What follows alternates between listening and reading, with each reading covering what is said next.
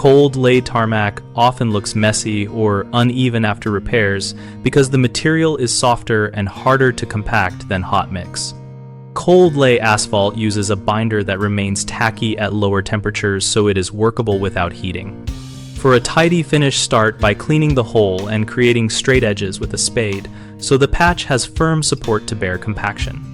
Compact in thin layers using a heavy hand tamping motion or a vibrating plate if available, and always build up gradually rather than dumping a large lump. After reaching the final grade, run a steel trowel or float over the surface with firm pressure to remove high spots and bring fines to the surface for a smoother look.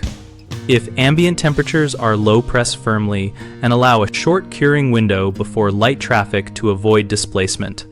For edges that remain ragged, cut and trim them with a cold chisel or saw once the material has set for a sharper visual line.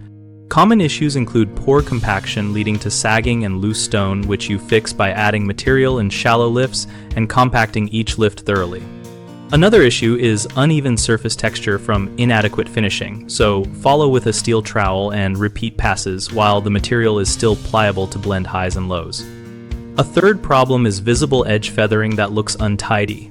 Remedy that by trimming edges after partial cure and by packing a slightly raised edge that settles flush rather than slumping below the surrounding pavement. BigHomeProjects.com connects homeowners with local contractors and shows project photos and discussions so users can compare finish quality and contractor approaches.